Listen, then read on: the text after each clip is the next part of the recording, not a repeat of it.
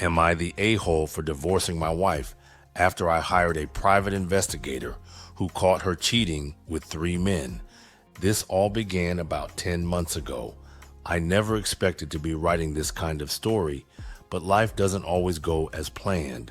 My wife and I had been married for 11 years, with what seemed like a solid relationship. I work as a district manager for a chain of grocery stores, and my wife runs the administrative office at a local medical clinic. We met at a volunteer event, planting trees in a city park. Both of us showed up alone and got paired together. By the end of the day, covered in dirt and laughing, we'd made plans for dinner. We have a 10-year-old daughter who's brilliant at math and science. My wife always talked about how important honesty was in relationships. She would comment on celebrity cheating scandals with disgust. One time, while watching a movie with an affair plotline, she turned to me and said she could never understand how people lived with such lies. Around February, things started changing in small ways that didn't make sense. She began staying late at work several nights a week for what she called new computer system training. When I asked about the extended hours, she explained the clinic was implementing new patient management software and everyone needed extra training. That made sense, but the training seemed to never end. See, this is what I call a subtle red flag. He said the training felt like it never ended. She was training all right. Her phone habits changed too. She would take calls in another room, something she never did before. Text notifications would come in late at night, and she'd say they were from coworkers in different time zones, having software issues. I noticed she started dressing differently for work. More makeup, different hairstyle, clothes that were not her usual practical office wear. When I complimented her new look, she mentioned wanting to appear more professional now that she was helping train staff on the new system. I had no reason not to believe her. She'd never given me cause for suspicion before. Then came the first real oddity.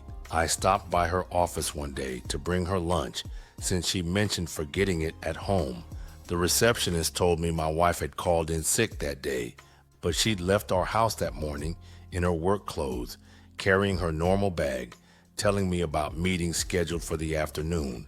I thanked the receptionist and left, driving around aimlessly for a while to clear my head. I texted casually, asking how her day was going, not mentioning what I'd learned. 20 minutes later, she replied that meetings were running long, but things were fine. Wait, why is she lying to me? That night, she came home at her normal time, talking about challenging patient cases and staff conflicts. A completely fictional day at an office she never entered. I listened while my mind struggled with this new reality where my wife could fabricate an entire workday in detail. I didn't confront her, not yet. Over the next couple weeks, more inconsistencies appeared. Her mileage was significantly higher than her normal commute would explain. She started going to the gym 3 times a week, something she had never done before. When she returned from these workouts, I swear this woman didn't look like she stepped foot in a gym. Sleep became difficult. I'd lie awake analyzing conversations, looking for patterns, trying to make sense of what was happening. I didn't want to become the suspicious husband checking phone records and installing tracking apps, but I couldn't ignore the mounting evidence that something was going on with my wife. So I began documenting everything, contradicting stories, evidence that didn't match her explanations. Some might call this paranoid. I saw it as being thorough before making accusations. Looking back now, I realize I should have trusted my instincts sooner. We always say that, but some people may not take subtle signs as red flags. So I collected information, hoping each new discovery would somehow disprove my suspicions. Instead, things only got worse. About a month after the fake sick day incident, a clear pattern started to form. My wife began mentioning a doctor named Robert, who had recently joined the medical clinic. At first, his name came up in work stories about difficult patients or administrative challenges. Soon, Robert started appearing in every conversation we had, even if it wasn't about work. It almost felt like she was trying to compare me to him. I noticed she dressed particularly well on days when she mentioned meetings with Robert's department. During this time, her physical affection toward me decreased noticeably. When I tried to hug or kiss her, she would quickly pull away, saying she wasn't in the mood. Our sex life became almost non-existent. I mean, she had an excuse for every scenario. One Thursday evening, she mentioned needing to attend a weekend healthcare administration conference in a city about 3 hours away. She showed me a printed conference schedule and explained which session she planned to attend. The details seemed thorough and legitimate. That Saturday morning, I decided to call the hotel where the conference was supposedly being held, just to leave a message about our daughter winning her science competition. The hotel staff had no record of either my wife or any healthcare administration conference. I thanked them and hung up. Now I was really suspicious. Instead of confronting her immediately, I continued gathering information. Her location sharing on our family app had been disabled that weekend, something she claimed was due to poor reception. A new pattern developed with girls' night out events that never existed before. These happened every couple of weeks with a friend named Teresa from work. When I ran into Teresa's husband at a hardware store, he mentioned being glad our wives had become running partners in the mornings. They were not having girls' nights at all, according to him. I didn't correct his misunderstanding. I simply made a mental note and changed the subject. When my wife returned from the next girls' night, I casually mentioned running into Teresa's husband. When I mentioned that, it didn't even faze her, elaborating on a fictional dinner and movie they had supposedly just attended. The lies were becoming more elaborate and delivered with disturbing ease. The next development came when I discovered a second cell phone charger in her car. See, all of these subtle red flags are starting to pile up. When they are one or minor ones, people usually write them off. When questioned, she claimed it belonged to a coworker who had forgotten it. Well, after that, I simply had enough. After researching online, I contacted a private investigator.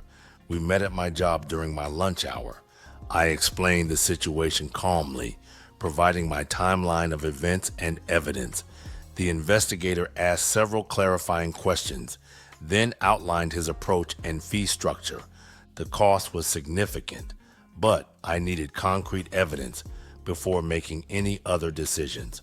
While the investigation proceeded, I maintained our normal routine at home. I engaged in conversations about future vacation plans, discussed household projects, participated in family activities as if nothing had changed. My wife never noticed that I had emotionally disconnected weeks earlier. Each night, lying next to someone I thought I knew, I wondered if anything in our relationship had ever been genuine. 2 weeks after hiring the investigator, we met in the lobby of a fast food restaurant. The evidence he presented exceeded my worst suspicions. Photos, video recordings, and a detailed timeline documented my wife's relationships with not just one person, but 3 different men.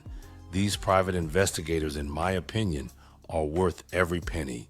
The primary relationship appeared to be with Robert, the doctor from her workplace. The second man was her personal trainer. The third was someone I didn't recognize, possibly connected to her actual girls' night friend, Teresa. 2 of the 3 men went to my house while I was at work. The investigator recommended consulting an attorney before taking any action. That afternoon, I scheduled a consultation with the divorce lawyer. The attorney reviewed the evidence thoroughly and outlined my options. First priority, protecting my finances. That day, I opened a separate bank account and transferred half our savings. I gathered copies of all important financial documents and stored them in a secure location. The attorney advised against immediate confrontation. He told me to make sure I was set first. Next came the process of documenting assets. I created an inventory of our possessions with photos and approximate values, collected statements for retirement accounts, investments, and outstanding debts. Throughout this process, I maintained normal behavior at home. We still ate dinner together, still discussed everyday topics, still went through the motions of marriage while its foundation crumbled. I met with a therapist to process my emotions privately. Living with this knowledge while maintaining a normal facade was taking a psychological toll. Sleep became almost impossible. My appetite disappeared. Concentration at work suffered. My wife commented on my weight loss, suggesting I might be working too hard. 3 weeks into my preparations, all financial protections were in place. I secured a small furnished apartment with a 6-month lease, paying the deposit from my new separate account. My attorney advised choosing a moment that would provide maximum legal and emotional advantage. I selected the evening before she planned to attend another fictional conference that my investigation had revealed was actually a weekend trip with Robert. Everything was prepared. After 11 years of marriage, I was about to walk away with nothing but my self-respect and half our assets. The day of confrontation was here. I spent the day finalizing details, met with my attorney one last time to confirm everything was in order. That evening, while she packed for her supposed conference, I quietly loaded essential belongings into my car. When she finished packing, we sat down for dinner as usual. After the meal, I placed a manila envelope on the table between us. "What's this?" she asked, still smiling. "Everything I know about your activities over the past few months. Interesting stuff. You should take a look." Her smile vanished as I continued. "Your supposed work meetings, Robert from the clinic, the trainer from your gym, the third man, I don't know. Insider photos, timeline records. Oh, I almost forgot. Divorce papers, which I've already signed." She opened the envelope with shaking hands, flipping through the first few pages of evidence. Her expression shifted from shock to anger to calculation, emotions cycling rapidly across her face. You know what she says next? Okay, whatever. This woman didn't show an ounce of emotion. I remained silent, gathering my keys and wallet. As I walked toward the door, she asked about our daughter. "She's staying with my sister tonight. We will discuss custody later." I drove to my new apartment, emotions carefully contained until I closed the door behind me. Only then, in the privacy of my new space, did I allow myself to fully process what had just happened. At the divorce hearing, she got a little bit of savings and her belongings, and she did not get any alimony. The evidence from the private investigator prevented that. Also at the hearing, she attempted to paint me as controlling or paranoid to friends and family. I simply provided select pieces of evidence to those who needed to understand the situation. Most people recognize the truth without requiring explicit details. My daughter struggled with the sudden changes. With professional help, we developed a way to explain the situation appropriately for her age. The court awarded joint custody with primary physical custody to me, given the evidence of my wife's behavior. 3 months later, the divorce was finalized. 1 year later, my life has found new balance. My daughter is adjusting well, with therapy helping her process the changes.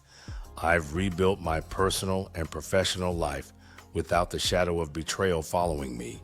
Sometimes, the most powerful response to deception isn't dramatic confrontation. So Reddit, do you think I was the a-hole for divorcing my wife after I found out she was cheating and didn't give her a second chance? Nope, I don't think I was the a-hole Reddit.